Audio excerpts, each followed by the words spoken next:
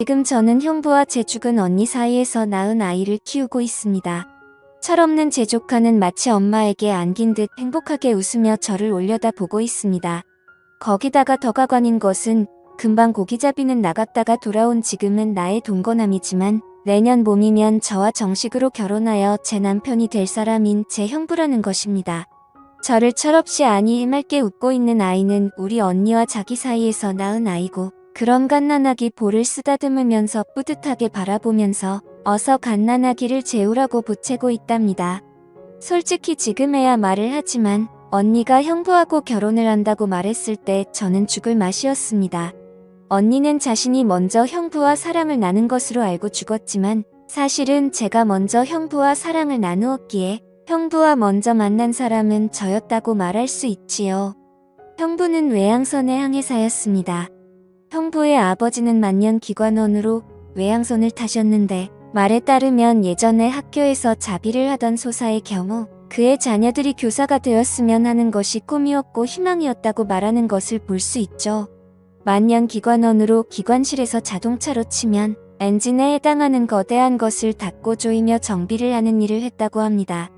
햇빛을 구경하지 못하고 지내다가 쉬는 시간에야 겨우 바다도 보고 햇빛도 볼 정도로 선체의 말미 부근에 근무를 하였기에 형부 아버지 즉 앞으로 저에게 시아버님이 되실 분의 평생 소원은 하나뿐인 아들인 형부가 해양대학을 졸업하고 밑에서부터 천천히 승진하고 또 경력을 쌓은 후 시험을 봐서 외양선 선장이 되기만을 기대하였는데 그만 우리 자매의 덫에 걸려 외양선 선장의 꿈을 접고 지금 남해안의 아주 작은 어촌에서 고기잡이 배의 선장이 되고 말았답니다. 그런 우리 부모님 이야기를 들려드리겠습니다. 사실 우리 아버지도 5년 전에 살아계셨으며 그리고 지금의 형부처럼 고기잡이 배를 몰고 바다로 나가 고기잡이를 했죠. 하지만 5년 전 갑자기 뇌졸중으로 쓰러지더니 얼마 지나지 않아 우리 엄마와 딸인 자매와 선장 잃은 고기잡이 배만 덩그러니 남겨놓고 저 세상으로 가고 말았습니다. 그런데 엎친 데 덮친다고 바다에서 물질을 하시던 엄마도 오랜 물질로 인한 잠수병이 발발하여 아버지를 따라 우리 자매만 남기고 저 세상으로 가버리고 말았습니다. 남겨진 우리 자매는 앞날이 너무도 막혔습니다. 우리 자매에게 남겨진 것이라고는 오두막에 가까운 집이랑 아버지가 고기잡이에 쓰던 낡은 고기 빼은 척이 우리 자매의 전 재산이었어요. 그나마 다행이었던 것이 저보다 7살이나 많아 일찍 고등학교를 졸업하고 아버지를 따라다니며 고기를 잡던 언니가 배를 운전할 수 있다는 사실이었습니다. 우리가 살던 곳은 낚시가 잘 되는 곳에서 가까운 곳이었습니다. 배로 10여 분 이상을 타고 가면 아주 좋은 포인트가 많은 곳이기에 바다 낚시철이 되면 전국에 많은 강태공이 많이 몰리는 곳이기도 하답니다. 토요일이나 일요일 그리고 공휴일의 경우 배를 타려는 낚시꾼들로 북새통을 이루지요. 그래서 토요일이나 일요일 그리고 공휴일의 경우 고기잡이 배들은 고기잡이를 접고 모두가 낚시꾼들을 갯바위로 실어다 주고 또 갯바위 근처에 대기하고 있다가 물대에 따라서 다른 갯바위로 이동을 시키고 그리고 낚시가 끝나면 육지인 우리 동네까지 데리고 오는 일의 수입이 고기잡이보다 쏠쏠하여 그 일에 매달리는데 처녀선장인 우리 언니의 배는 그런 배들 중에 인기가 있었습니다. 우리 동네 아니 가까운 곳에 백사장이라도 있다면 여름철에도 민박이 가능하겠지만 길이 10임 정도의 백사장은커녕 손바닥만한 백사장도 없기에 낚시철이 아니면 민박 손님을 본다는 것은 하늘의 별을 따기나 마찬가지라는 말이 돌 정도로 민박 손님은 없었습니다. 그런 우리 동네의 낚시철도 아닌 한여름인 작년 8월에 한 건장한 청년이 우리 동네로 왔고 누구에게서 들었는지는 모르지만 우리 언니를 찾았고 그리고 우리 언니에게 몇 주 머물면서 낚시도 하고 쉬다가 가겠다면서 방을 빌려주고 밥을 해주기를 부탁하였고 마침 제가 대학교 1학년 첫 방학이지만 그 청년이 끝까지 있겠다는 날이 계약을 한 후까지였지만 언니가 저에게 조심스럽게 의견을 묻기에 철이철이고 고기잡이도 시원치 않다는 것을 잘 아는 저였기에 승낙을 했습니다. 그 청년 아니 형부는 그렇게 우리 인생 속으로 들어왔죠. 우리는 처음엔 손님으로 여겼습니다. 언니가 그 청년 아니 형부를 손님으로 받으면서 저에게 신신당부를 한 말이 있었고 그건 그 청년을 남자로 보지 말고 오로지 손님으로만 보라고 그리고 자신도 그렇게 하겠다고 말하였습니다. 하자만 정말이지 민박 손님은 내가 평소 바라던 그런 남자이면 틀림이 없었어요. 그 청년을 해양대학교를 졸업하고 외항선의 3등 항해사로서 한 달간의 휴가를 얻어서 휴가를 온 것이 바로 우리 동네였고 그리고 우리 집에서 민박을 하게 된 것입니다.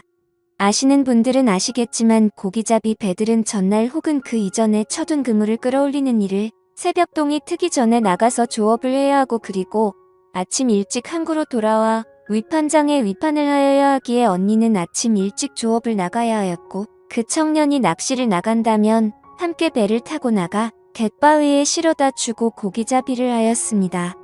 처음 며칠간은 언니의 말대로 손님으로만 대했습니다.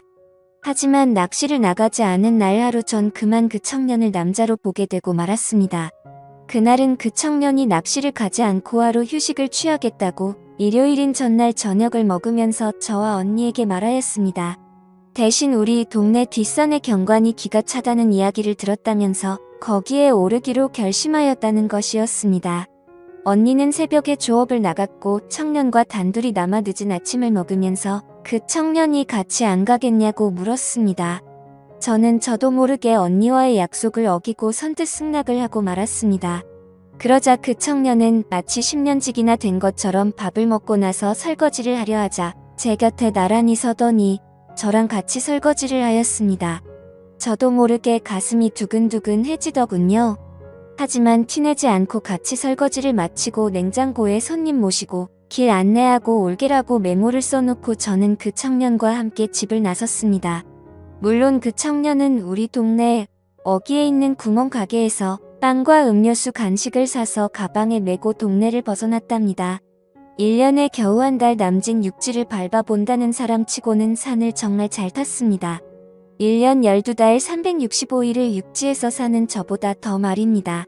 산을 타면서 그 청년 아니 형부는 제 손도 안 잡았답니다. 한참을 올라 정상에 오르자 그 청년은 저에게 가지고 갔던 빵과 음료수 그리고 간식들을 제게 주며 먹으라고 하더니 위험스럽기만 한 바위를 타고 오르더니 가방에서 책을 한 권 꺼내더니 아주 낭낭한 목소리를 읽기 시작했어요. 그 책은 바로 제가 좋아하는 도종환 시인의 시들이었습니다. 바람도 자기 이야기를 한다는 것을 알았던지 매우 상쾌하게 불었습니다. 먼 바다도 춤을 추며 일랑거렸습니다. 그게 끝이 아니었습니다.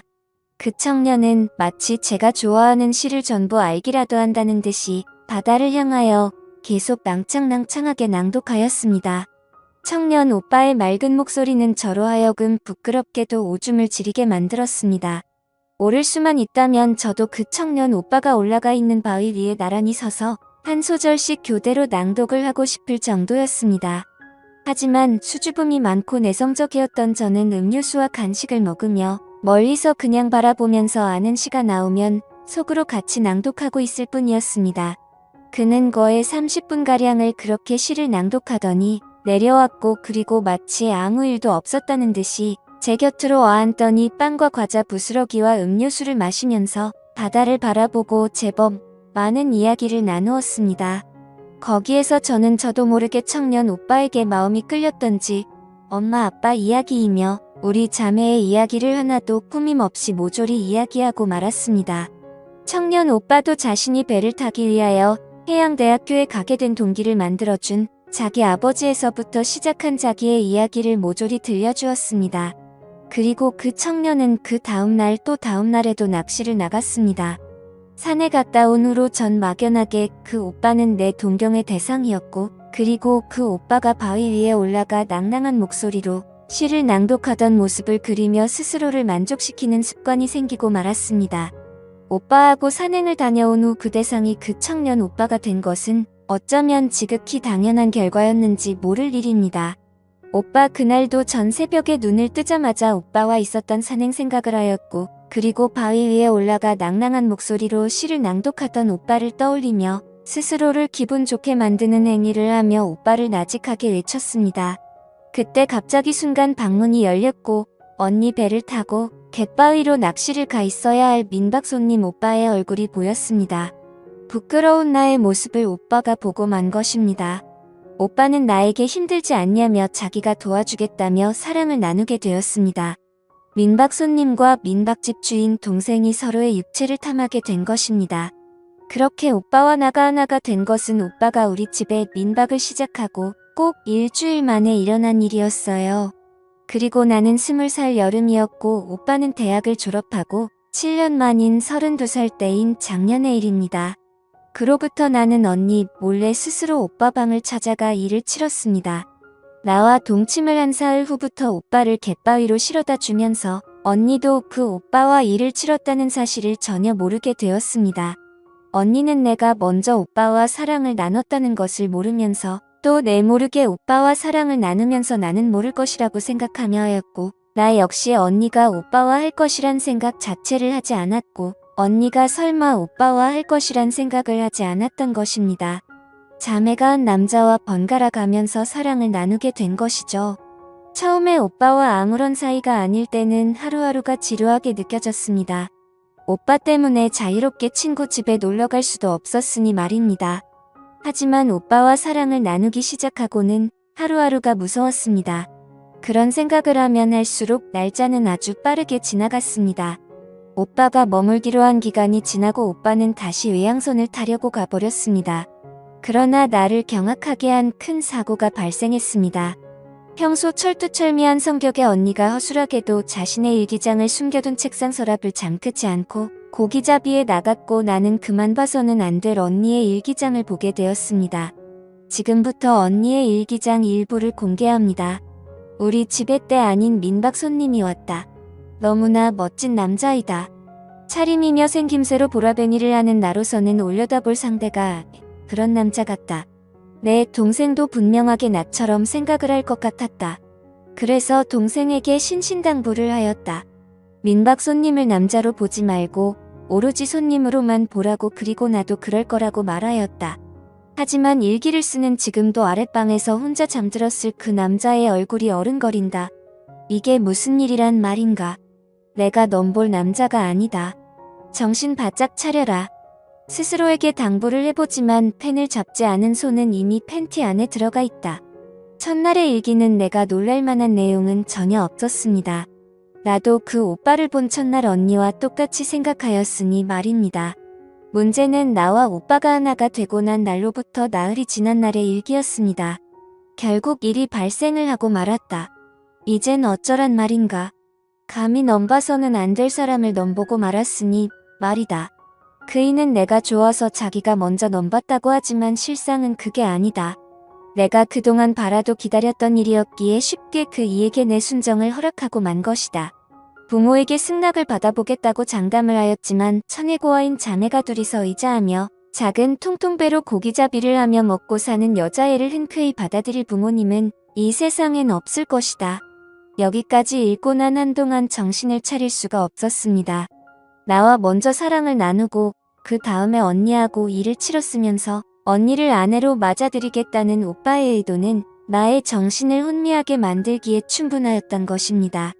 정신을 차리고 다시 언니의 일기장을 집어들었을 때는 이미 제 눈에는 두 줄기의 눈물이 흐르고 있었고, 그 눈물 때문에 언니의 일기장이 흐릿하여 읽을 수가 없었습니다.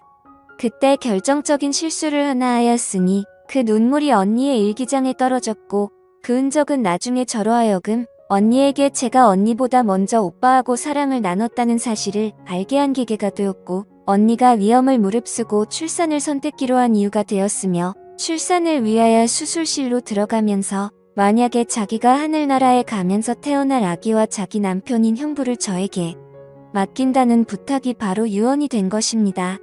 형부는 아내의 사망으로 충격을 받았고 언니와 있었던 모든 일을 까맣게 잊어버리고 말았습니다. 머릿속에 지우개가 들어있는 것처럼 말이에요. 새벽에 고기잡이를 위하여 들여놓은 그물을 끌어올리고 다음날 아침에 끌어올릴 그물을 치려고 나가는데 형부가 갯바위에 자기를 내려놓아 달라고 부탁을 하였습니다. 몇 번이나 형부를 갯바위에 실어다 주었지만 그물을 끌어올리고 넣는 시간이 아닌데도 형부와 한 배에 같이 타고 있다는 사실만으로도 행복하게 만들었죠. 그런데 오늘따라 형부는 내가 갯바위로 가려고 하자 그냥 내가 조업을 하는 것을 지켜보면 안 되겠냐고 넌지시 물었습니다. 어쩜 난 형부가 나의 배에 타고 갯바위로 가는 날마다 이 말을 기다렸는지도 모를 말이었기에 순순히 승낙을 하였습니다. 아니 속으로 고맙게 생각하였을 정도였습니다. 오늘따라 그물의 무게가 장난이 아니었어요. 요즘 들어 최고의 어획량이 그것을 말하여주고 있었습니다. 아빠가 돌아가시고 최고의 수확을 올렸으니 말이죠. 더구나 그이가 보는 앞이라 그런지 오늘부터 잡아도 되는 꽃게까지 나의 마음을 들뜨게 만들 정도로 많이 그물에 걸려 있었습니다. 꽃게가 올라오자 그이가 나에게 오며 말을 걸었습니다. 위성으로 보는 TV에서 요즘 인기 있는 프로그램에서 꽃게 라면을 꼭 한 번만이라도 먹어보고 싶었는데 생각만 앞섰지 먹어보지 못하였다면 배에 혹시 라면이 있다면 자기가 끓여보겠다며 기다리라고 말하였습니다. 배가 갑작스런 풍랑을 만날 경우 어디에 임시로 정박을 하여야 할지 모르는 탓에 어선에 비상식량이나 다름없는 라면이 당연히 준비되어 있었습니다. 나는 라면 2봉지를 그이에게 건넸습니다. 물론 다리가 부러져 상품 가치가 무지 떨어진 꽃게도 풍성하게 주고 말이죠. 행여하는 기대감에 부푼 나머지 난 배를 낚시꾼 몇몇이 보이는 곳에서 그이가 라면을 끓이는 동안 천천히 움직여 낚시터에서는 전혀 모습이 보이지 않는 그런 위치에서도 불안하여 육지에서 봐서 배 안에서 무슨 일이 벌어져도 모를 정도의 바다까지 나갔습니다. 거기서 내가 행여나 걱정하는 일이 기어코 벌어지고 말았습니다. 그이와 냄비와 김치를 사이에 두고 앉아 사이좋게 라면을 먹는 도중에 일이 발생을 하고 만 것이었죠. 나는 그렇게 내 형부를 놓쳤고 급히 해경에 신고하여 형부를 건졌습니다. 다행히도 형부는 무사히 살았고 나는 그런 조카와 형부와 함께 이곳에서 행복하게 살 꿈을 꾸고 지낸답니다. 지금까지 제 사연을 들어주셔서 감사합니다. 다들 행복하세요.